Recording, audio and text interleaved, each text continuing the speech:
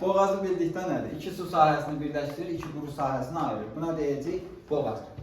Dünyanın əsas önəmli boğazları hansılardır, onları qeyd edəcəm. Sakit okeandan Şimal Buzlu okeanı birləşdirir Bering boğazı. Bering boğazı dəniz olaraq Bering və Çukot dənizini birləşdirəcək. Materik olaraq Avrasiya və Şimali Amerika materiklərini bir-birindən ayıracaq. Çox da əhəmiyyətli boğaz deyil. Çünki soyuq yerlərdə bunun əhəmiyyəti olacaq. Gəldik aşağıya doğru. Sakhalin adası ilə Asiyanı ayıracaq Tatar boğazı. Tatar boğazı ən ensiz boğaz sayılır.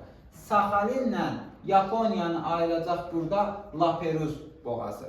Bax, Sakhalin adası ilə Yaponiyanın Hokkaido adasını ayıracaq Laperuz boğazı. Yaponiya ilə Koreyanı ayıracaq Koreya boğazı. Asiya ilə Tayvanı ayıracaq Tayvan boğazı. Elə öz adlardır, rahat yadda saxlamaq. İndi gəlirik əsas dəhşət önəmli boğazlar, buradakı saydığım boğazlar olacaq. Bunlar Sakit okeanla Hind okeanını birləşdirən boğazlardır. Malakka ilə Sumatranı ayırır Malakka boğazı. Sumatra ilə Yavanı ayırır Zond boğazı. Yeni Qvineya və Avustraliyanı ayıracaq Torres boğazı.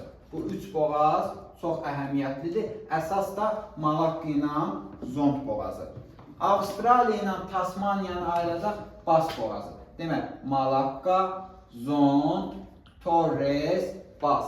Bu dört boğaz Sakit okeanla Hind okeanını birləşdirən boğazlar olacaq.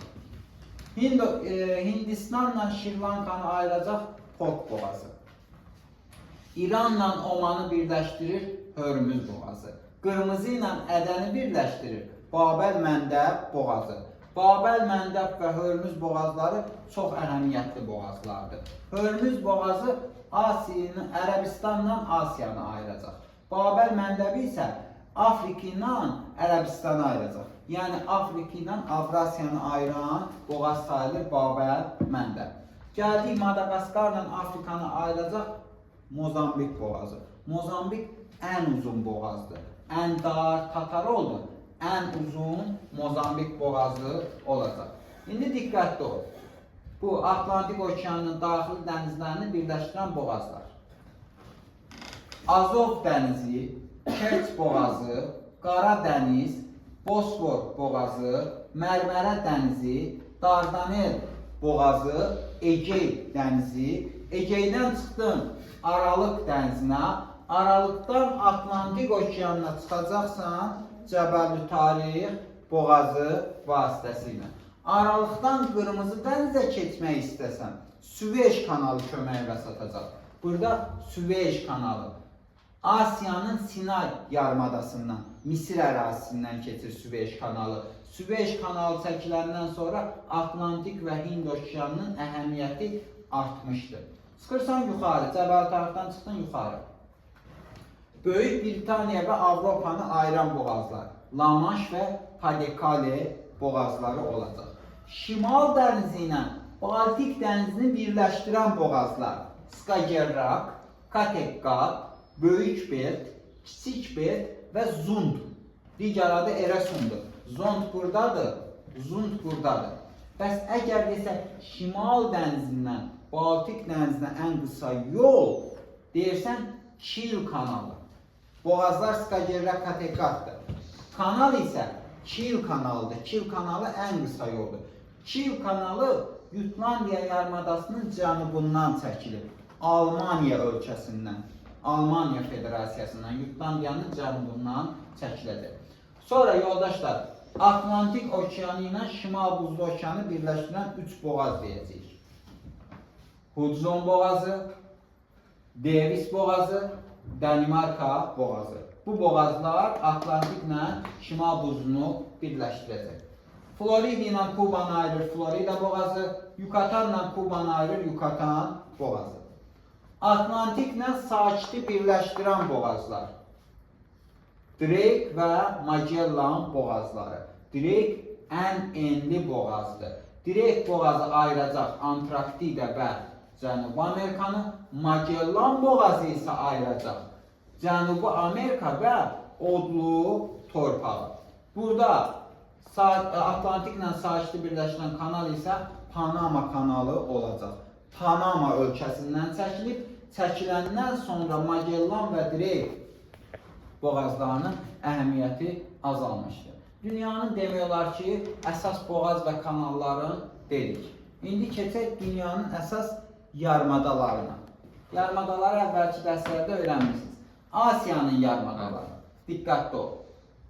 Yamal, Qıdan, Taymır, Skot, Kamçatka, Koreya, Hindçin, Malakka, Hindistan, Ərəbistan, Kiçik Asiya.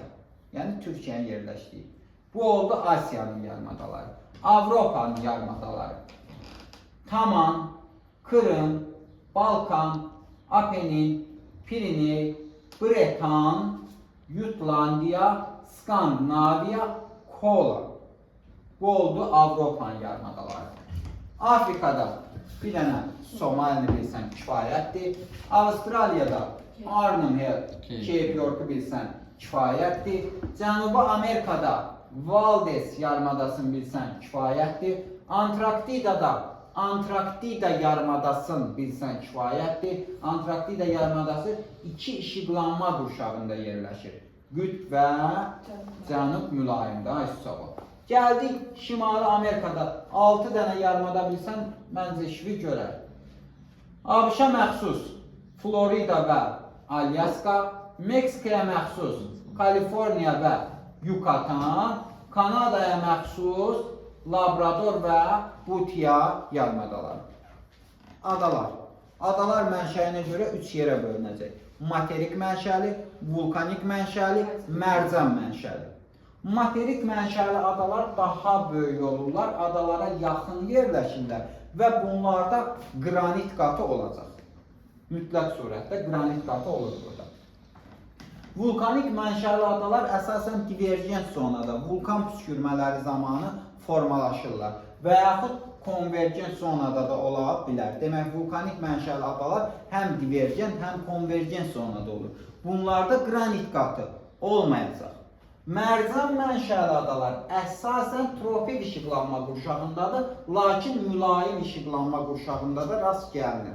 Suyun temperaturu müsbət 20 dərəcədən çox olduğu ərazilərdə, yəni isti ərazilərdə formalaşır. Bax, buradakı dənizlərdə ola bilər. Məsələn, Ərəbistan, Benqal, Cənubi Çin, Sulu, Sulawesi, Timor, Arafur, bunlarda mərcan polipləri, mərcan adaları formalaşacaq. Lakin yuxarıdakıları görsəz, tutalım, deyir ki, Beringdir, Axotdur, Yapondur, Qaradır, Azovdur, nə bilim, Şimal Buzlu Okeanın istənilən dənizidir və yaxud cənubdakı dənizlərdir. Bunlarda mərcan adaları formalaşa bilməz.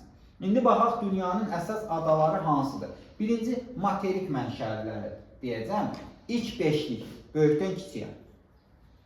Grenlandiya, Yeni Gvineya, Kalimantan, Madagaskar, Baffin torpağı.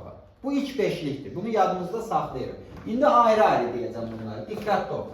Kanada Arktik arxipelagına daxil olan adalar. Əsasən qütb işıqlanma qurşağına düşürlər. Qütb gecə gündüzləri müşahidə olunur. Gecə və gündüzün adi növbələşməsi burada pozulur. Təsərrüfat üçün əlbəttə ki, əlverişsizdir. Baffin torpağı, Victoria, Banks, Ellesmere, Devon. Bunları bilsən kifayətdir. Grenlandiyanı dedim. Sonra gəldik bura. Newfoundland. Newfoundland adası məxsusdur Kanadaya. Bura nə deyirdik? Böyük və kiçik Antillər. Böyük Antillər daxildir. Kuba, Haiti, Yamayka, Dominikan, bunlar daxildir Böyük Antil adalarına. Konvergent zonada yerləşirlər. Əsasən tropikin dənizində formalaşır. Yəni iqlim olaraq tropikin dənizidir. Və günəşin zenitdə olduğu ərazilər burada mövcuddur əlbəttə. Sonra yoldaşlar, düşdük aşağı burada Falkland. Buradakı adamın adı Falklanddir. İngiltərəyə məxsusdur. Düzdür, Cənubi Amerika sahilində olsa da, lakin İngiltərəyə məxsus adadır. Bu da materik mənşəli ada olacaq. Bu hissəyə baxaq, Malay arxipelağı və yaxud Cənub-Şərqi Asiya, Hindçin tərəf. Burada Yeni Gvineya, Kalimantan, Sumatra, Yava, Sulawesi, Timor, Filippin iki böyük adadan, Luzon, Mindanao, bunlardan nisbətən sabiti Kalimantan idi. Kalimantanda 3 ölkə yerləşir. Özü də 3 yarımkürədədir. Burada Sumatra, Kalimantan, Sulawesi ekvator xətti kəsdiyinə görə 3 yarımkürəyə düşəcəklər. Çinin adaları Hainan və Tayvan subekvatorial iqlim qurşağında idi. Gəldik bura. Yaponiya 4 böyük adadan ibarətdir. Hokkaido, Honshu, Shikoku, Kyushu. Onun şimalında Sakhalin adası, mülayimin mussonunda. Avstraliyanın cənubunda Tasmaniya adası, böyük su ayrıcının davamıdır. Andın davamı isə yoldaşlar odlu torpaqdır. Odlu torpaq Argentina və Çiliyə məxsus olacaq. Sonra gəldik Şimal Buzlu Okeanında yerləşən adalara. Bu adalardan hansılar Avropaya məxsusdur? Bax, diqqətli ol. Demək, Spitsbergen hansı ölkəyə məxsus idi? Spitsbergen, Norveçə. Spitsbergen Norveçindir. Novaya Zemlya və Frans Yosif isə bunlar Rusiyaya və Avropanıdır. Keçirsən indi Rusiyanın Asiya hissəsinə, Severnaya Zemlya, Novaya Sibir, Anju, Vrangel. Vrangeli 180 xətti kəsdiyinə görə, burada daha dəqiq görünür, 3 yarımkürədə yerləşəcək. Şərqi qərbdədir, qərbi şərqdədir, Skot kimi. Bunlar əsas materik mənşəli adalardır. Bir də burada əlbəttə ki, Böyük Britaniya, İrlandiya, platform ərazidə yerləşirlər. Siciliya, Sardiniya bunlar məxsus idi İtaliyaya, Korsika məxsusdur Fransiyaya, Balear məxsusdur İspaniyaya, Kirit məxsusdur Yunanistana, Kipr isə özü ayrıca bir ölkədir. Keçdik vulkanik mənşəli adalar. Bunlar divergent və konvergent olar. Divergentləri bilirsiniz. Ən böyük İslandiya, Azor, Müqəddəs Yelena, Bozesenia, Galapagos, Pasxa, Havay, Galapagos, Ekvador, Pasxa, Çili. Havaydakı abşındır. Aleut adaları, Kuril adaları, bir də burada Yaponiyanın cənubunda yoldaşlar, vulkanikləri deyirəm ha, Ryukyu adaları, Nansei. Amma Hokkaido, Honshu, Shikoku, Kyushu bunlar materik mənşəli adalardır. Ryukyu adaları, digər adı Nansei. Nansei qasırğası da var idi. Necə? Vulkan var. Materik mənşəli adalarda da vulkan olur da, materiklərin özündə də vulkan olur. Yeni Zelandiya konvergent zonadır, materik mənşəlidir, amma bunda da vulkan var. Filippin, Luzon, Mindanao materik mənşəlidir, amma bunda da vulkan var. Sumatra, Yava bunlar da materikdir, amma bunlarda da vulkan var. Yəni bunlar materikdən ayrılıqlar bura. Demək, vulkanik mənşəli adalarda dedik, indi qaldı bir dənə mərcanlar. Böyük səd rifi, mərcanlar keçən dərs demişdim ki, rif və atol formasında olur. Rif uzundur, atol isə aypara şəklindədir. Rif uzununa geçir, atol isə aypara formasında.